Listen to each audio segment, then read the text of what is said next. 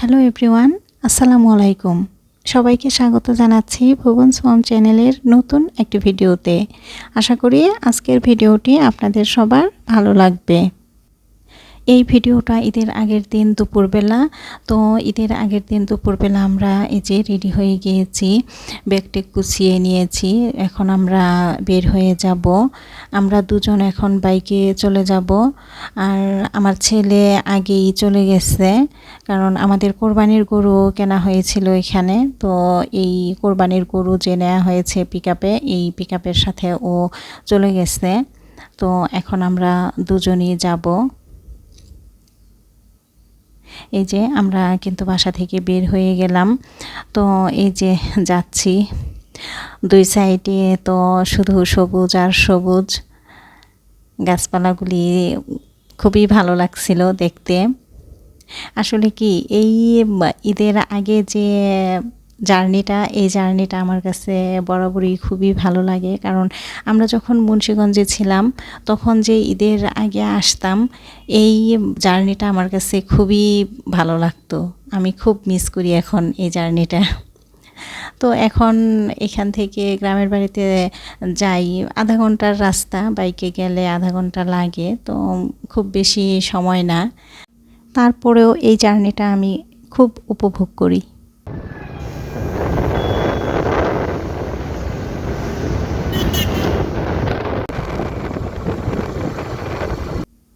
এইদিকে তো রাস্তায় একেবারে ধুলাবালিতে একাকার, কারণ এই সাইডটা বড় করতেছে। রাস্তা যতটুকু ছিল তার চেয়ে প্রায় ডাবল করতেছে।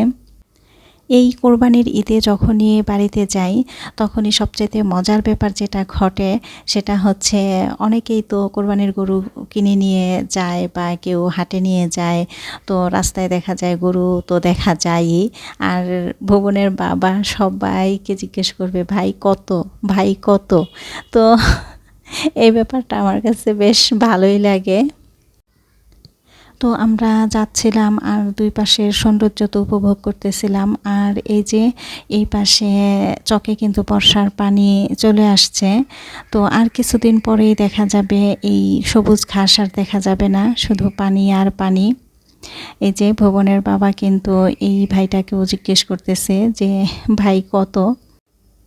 তো যেতে যেতে একটু টায়ার্ড ফিল করতেছিলাম। আমি বলছিলাম যে একটু হুন্ডাটা থামাও, তো আমি একটু রেস্ট নেই।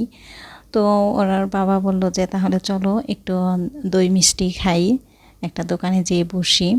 পরে এই যে দই আর রসমালাই নিল। দই আর রসমালাই খেয়ে পরে একটু রেস্ট নিয়ে এরপরে আমরা আবার বের হয়ে যাই। তো আমরা যাচ্ছিলাম আর আমি বারবারই ভুবনের বাবাকে জিজ্ঞেস করতেছিলাম যে আচ্ছা ট্রেন আসে না কেন, কারণ এই রাস্তাটা কিন্তু ট্রেন লাইনের পাশে দিয়েই। তো যখনই এটা বলতেছি ঠিক তখনই কিন্তু একটা ট্রেন চলে আসে। আর এই দৃশ্যটা খুবই সুন্দর। এই মানে ক্যামেরায় যতটুকু সুন্দর লাগতেছে বাস্তবে আরও বেশি সুন্দর, কারণ এক সাইড দিয়ে ট্রেন যাচ্ছে, আরেক সাইড দিয়ে অন্য গাড়িগুলো যাচ্ছে।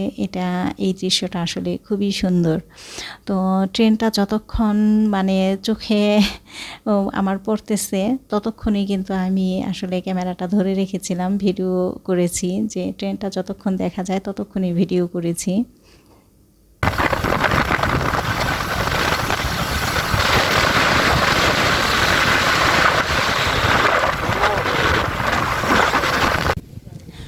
এই যে আমরা তো এরপরে চলে আসছি আমাদের গ্রামের বাড়িতে। এই যে আমাদের বাড়িতে ঢোকার আগেই এত চমৎকার একটা দৃশ্য চোখে পড়বে। তো ওই যে দূরে নদী, তো দেখা যাবে যে আর কিছুদিন পরে কিন্তু একেবারে এই সামনে পানি চলে আসবে, কারণ বর্ষার সিজনে পানি এখানেই চলে আসে। আর এই যে এটা হচ্ছে আমাদের কোরবানির গরু। তো কোরবানির গরুটা মাশাআল্লাহ আমাদের বেশ সুন্দরী ছিল। তো আমি এই ফার্স্ট দেখলাম, তো গরুটা খুব সুন্দর। তো যেহেতু দেখি যে আমার ছেলে এই গরুটার সাথে এই যে খেলা করতেছে, সেই গরুটাকে ধরতেছে। এই গরু নিয়েই সে সারাক্ষণ এই নদীর পাড়ে, যতক্ষণ বাঁধা ততক্ষণ কিন্তু সে এই নদীর পাড়েই।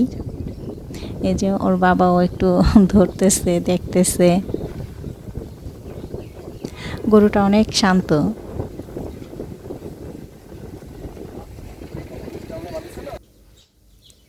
এরপরে এই যে বাড়িতে ঢুকতেছি, ওই যে আমাদের ঘর দেখা যাচ্ছে। আমরা কিন্তু আসলে বাড়িতে কেউ থাকি না। দেখা যায় যে এই কোরবানির ঈদের সময়ই সবাই আসে বাড়িতে, কোরবানি করে এরপরে কিন্তু আবার সবাই চলে যায়। তো এটা হচ্ছে ঈদের দিন সকালবেলার ভিডিও। সবাইকে জানাচ্ছি ঈদ মোবারক, ঈদের শুভেচ্ছা সবাইকে। তো ঈদের দিন ভোরে উঠে আমি আর ভুবনের বাবা একটু হাঁটতে হাঁটতে চলে আসছি একেবারে নদীর পাড়ে। তো এই নদীর পাড়টা তো অনেক বেশি সুন্দর। আচ্ছা, কথা বলতে বলতে আমি ভুলেই গিয়েছিলাম এই নদীটার নাম বলতে। এই নদীটার নাম হচ্ছে মেঘনা নদী। তো এই মেঘনা নদীর পাড়টা কিন্তু আসলে অনেক বেশি সুন্দর। এই মেঘনা নদীর পাড়েই আমাদের বাড়ি। তো এই জায়গাটাতে না অনেকে ঘুরতে আসে, আবার অনেক বাচ্চারা খেলা করার সুযোগ পায়, খেলতে পারে এখানে। তো এই মেঘনা নদীর পাড়টা আমি আপনাদেরকে একটু ঘুরিয়ে ঘুরিয়ে দেখাই, অনেক সুন্দর দেখেন।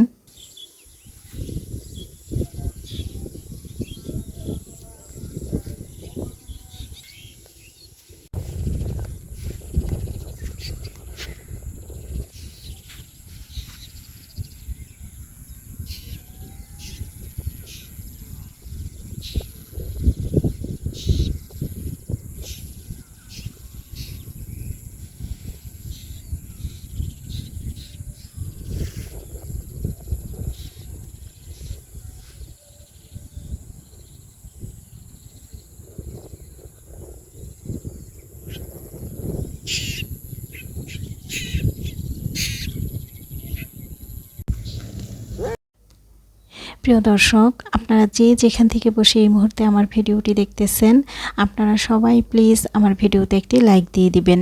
কারণ আপনার একটি লাইক আমার কাছে অনেক অনেক বেশি গুরুত্বপূর্ণ। আপনার একটি লাইক দেওয়ার মাধ্যমে কিন্তু আমার এই ভিডিওর সুন্দর সুন্দর দৃশ্যগুলি আরও অনেকের কাছে পৌঁছে যাবে, সবাই দেখতে পারবে।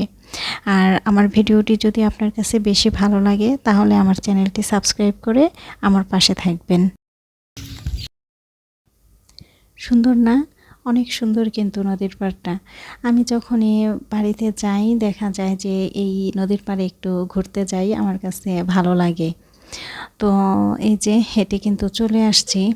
আর এই যে এসেই দেখি যে নদীর পাড়ে কিন্তু এখানে মাচা করা আছে, এখানে সবাই বসে থাকে, নদীর ফ্রেশ হাওয়া খায়। তো এই যে এখানে দেখি বসে বসে কোরবানির জন্য দা, ছুরি, বটি সব মানে শান করা হচ্ছে। এই যে আমার দেবরের ছেলেটা কিন্তু বসে বসে ছুরি শান দিচ্ছে, কোরবানির প্রস্তুতি। এই যে সবগুলি ছুরি কাছে কিন্তু ধার দেওয়া হয়েছে। আমার কাছে নদীর পাড়ের এই মাচাটা অনেক বেশি ভালো লাগে। আমিও না মানে গতকাল রাত্রি, ঈদের আগের দিন রাতে এখানে মাচার মধ্যে অনেকক্ষণ বসেছিলাম। আমার কাছে অনেক অনেক বেশি ভালো লাগছে। নদীর যে ফ্রেশ একটা বাতাস, মানে কি যে ভালো লাগে এটা আসলে বলে বোঝানোর মতো না। এই যে আরেকটা জিনিস দেখেন, বাবুই পাখির বাসা। এই বাবুই পাখির বাসাটা আমি অনেক দিন পরে দেখলাম, তাই একটু ভাবলাম যে ভিডিও করে রাখি। তো এই বাবুই পাখির বাসা না আমি মানে আমার ছোটোবেলায় অনেক দেখেছি, কিন্তু বড় হওয়ার পরে আসলে আর দেখি নাই। তো অনেক দিন পরেই আবার দেখলাম। তো এই যে সবাই কিন্তু ঈদের নামাজে চলে যাচ্ছে। এই দৃশ্যটা যে আমার কাছে কি ভালো লাগে, মানে এটা আসলে বলতে পারবো না। সবাই যে একসাথে নামাজে যায়, এই নামাজে যাওয়ার দৃশ্যটা আসলে অনেক অনেক বেশি ভালো লাগে আমার কাছে। তাই ভাবলাম যে একটু ভিডিও করে নেই। এরপরে তো এই যে সবাই নামাজ পড়ে এসে তারপরে কোরবানি করেছে।